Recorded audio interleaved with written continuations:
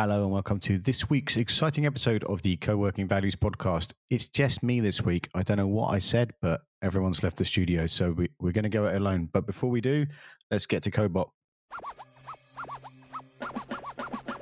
This episode is brought to you by Cobot, a leading management software for co-working spaces, office hubs, and flexible workspaces around the world. You know, one of the best things about Cobot is that it is produced by people who manage a co-working space and know the ins and outs of the main problems and issues bugging co-working managers. So if you want more time for your coworkers and community, check out Cobot at cobot.me and take your co-working management to the next level. So thanks for that. And thanks again to Cobot for always supporting this show, even through economic downturns and global pandemics. What we're going to go through today is the next 3 significant events for the European Coworking Community. And, you know, I'm sure they're not the only 3 happening. So if you do know something going on, just hit reply to the Coworking newsletter or get in touch with me, Google Bernie J. Mitchell, and you'll find us somewhere, hunt us down. So the next big thing to come up is, of course, European Freelancers Week, which has been going for 5 years now. And this event started with a group of freelancers and independent economic agents just really concerned about how it kind of blew out of the end of the sharing economy hype in the early 2013 kind of area. And there was a lot of concern for freelancers' rights, security, job security, how freelancers got treated. You know, it's an incredibly precarious pastime.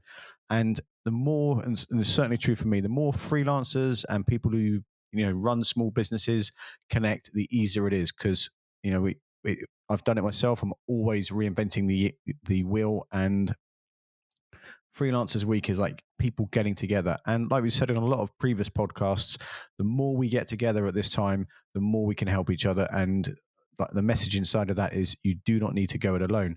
So I'm based in the UK, and almost 76% of businesses in the UK do not employ another person, meaning that they are the only person working in a business. And then on top of that, there's an additional 20% of businesses that only employ 1 to 9 people. So we think that, in the co-working world, it's all, mega this and global this and what's it work this and, huge companies. But so much of how the economy is generated is from small, micro, independent economic agents and freelancers generating money. So that is why and a lot of people around me would like you to get together for Freelancers Week. How to do that? Go to Freelancers, just Google European Freelancers Week and click the links in the European Coworking Assembly newsletter, and that will take you to what we're beating down people now to find all those events hiding in corners of co-working spaces and co-living spaces and other organization, clubs, meetups, anyone who'd like to put their event on our platform, and we can help share that around Europe for you. The other thing I'd like to bring to your attention is the Co-working Co-living Conference, which the last podcast with Janine and Kate was about that. And this is an online conference. It's half a day.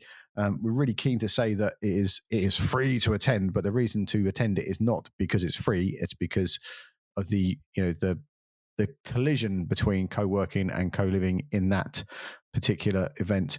What we would encourage you to do is reserve a seat for free, but leave a donation, because like a lot of things that we're running in Freelancers Week and Misha and his crew are running in the Co-working Co-living Conference, like donations help make it happen. So, not a lot of people are getting rich off online events at the moment, particularly in the co-working and freelancing world, but everyone getting together to connect will help make a shift in how the rest of this year goes forward. So there's people from all over Europe speaking at that event. There's also our friend Alex Hillman from Indie Hall in the States. There's Kofi, who works with us in London on youth projects in the ARC Club, and he runs a thing called Urban MBA, has been on this podcast. Kate, who's also based in London, she's from Italy originally, but she runs the co-live movement. And it's been a gigantic relationship between the co-living movement and the co-working movement, probably since 2016, 2017, and then that really kicked off in the Co-Live Summit that happened in Paris in 2018. So yeah, there's a lot of this stuff together. What I'd like to say is, like, when I went to the Coliv Summit, is I thought it would be kind of digital nomads all, polishing each other's Apple laptops, but it was a group of people that are incredibly concerned about how we're going to make it forward as a community, how we're going to work together, live together in cities. And that's one of the threads that has come out of everything that's happened in the last 6-7 months now. The 15-minute city thing has really got traction in London. People are scrambling to open co-working spaces. Gareth, who's been on this podcast, has done the boot the commute thing. So there's a whole new wave of living, and I don't want to sound like overly optimistic and delusional about that, but I live in Zone 4 in London, and no one's ever wanted to open a co-working space here, even though it's like half an hour from the financial district. But now everyone's beating down trying to find a building to open a co-working space. The next thing is, I want to draw to your attention the Coworking Europe Virtual Pass, and you can buy that if you just Google Coworking Europe. There's a virtual pass, and what Johnny and the crew have done this year is included you buy the pass for the event, and then there'll be regular online events going forward. So it's like one big conference online and then regular events going forward. So that's something a lot of people who listen to this podcast go to, and we're just not going to be able to make it this year.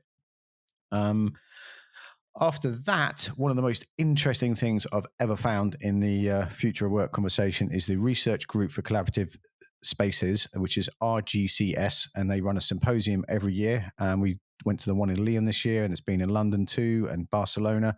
And that's a group of academics from all over the world researching every element of co-working, co-living, future of work, freelancing, slashers, hackers, maker spaces, corporate co-working spaces. A lot of people from that were in our co-working symposium event that we did with Professor for Marco, the assistant professor at Prague University, who's just opened a lab, if you like, for researching the future of work in a post-COVID society, or a COVID as it happens society. So that symposium is free to attend, but what you need to turn up with is like something to say, participate in. What I love about the research group it's like a really true unconference. Is people go there, they interact, they make things up, they have deep discussions, and it's very unstructured but very intentional. So you'll have some of the most interesting conversations you'll ever have in your life about the industry there in a very deep. In a very deep way. And what's great about that is it's connected to the Co-working Library, which is part of the family of London European Coworking Assembly projects, and that's run by Hector from Included, Joe Vole, and Carsten from DeskMag. And they're on this ongoing mission to aggregate a lot of the academic research that's done, and respected industry research that's done on co-working. So if you run a co-working space, you can go to and you're thinking, oh, how do I do this? Or has anyone looked into this? I wonder if that happens. You can go to the Co-working Library and search it and find someone that's doing that. And if you can't find it there, it's always good to ask us, because there's a lot of people that don't actually get their research onto that platform, and we know who they are. So, and some of these people work for the software companies, I love in the industry. They're working in co-working spaces. A really good example is Fernando in co-working in Co-work Lisbon. I forgot the name. Anyway, Fernando in Lisbon, a lot of you will know him. Spent 3 or 4 years doing a PhD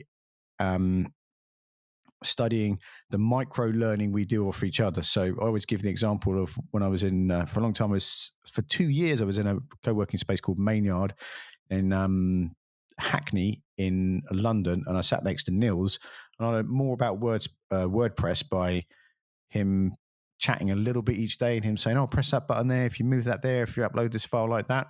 So that's an enormous amount of micro learning that we kind of just take for granted, or you wouldn't necessarily put on our website, is learn how to use WordPress by sitting next to someone for 2 years. So there's a lot of interesting stuff that just happens that we might miss in the spaces we are. So 3 events there is the European Freelancers Week, which is, we're recording this on Monday, so that will be next Monday. It will be in full blast. There is Coworking Europe, which you can get your ticket now, and it is on I think it's the 25th and the 27th of November, and then the 14th and the 15th is the research group for collaborative spaces online, and we're Joe and the co-working library group are working on some kind of I'm not exactly sure what to call it yet, but like hackathon or online event to work out how more people can get involved with the library in a very easy way. And the other thing to rush to, when you go to the European Freelancers Week website, please sign the manifesto, which is a declaration of, quite a lot of it's based around the co-working values, a declaration of like freelancing going forward in Europe. And this was a few years ago. This was written and it's been updated for this year's event. The other big announcement is for a long time in London, we've run the London Coworking Assembly, which is all part of the UK Coworking Assembly, the London Coworking Assembly. They're all like very, very connected, and the same people in the engine rooms. And we've launched the London Coworking Assembly, which has been going since 2014 when Rebecca and I got back from Coworking Europe in Lisbon in 2014. We got really excited about, let's do this here. And for like 6 years, people have been meeting in London, chatting, doing events, running workshops together. And in 2018, we got deadly serious about meeting every month for breakfast in a different co-working space. Free Agent supported that. So we just go to the shop, buy loads of food, healthy food always, of course. And 30 to 40 people who run co-working spaces, who work for software companies based in London, come to breakfast there, share ideas, connect. It's very unstructured, but very intentional. And then when COVID hit, we just went online for every Tuesday and Thursday for 6 months. We had online calls to sort out everything from business rates to memberships to employing people to real estate contracts, and just a lot of heavy stuff on how to some had to work out how to close their co-working space. Some people had to work out how to keep their co-working space going. A big deal from that was online memberships. What came up a lot in conversation was after the panic and the uncertainty, which is still there, we moved on to what are we going to do now.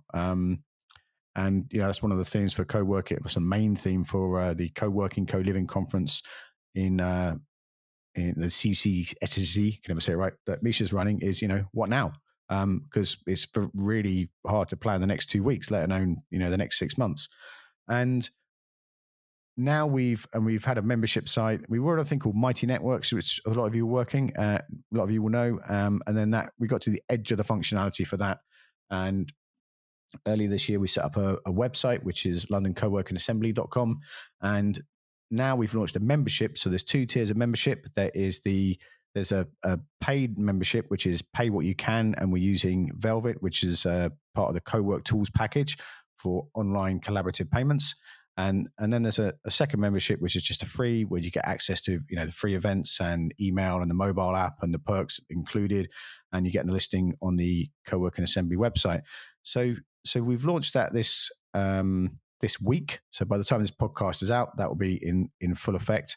And in there, we have a fortnightly mastermind group. There's a lot of projects already in motion, like the Inclusion and Diversity Handbook that was researched in London, has been published by the Assembly.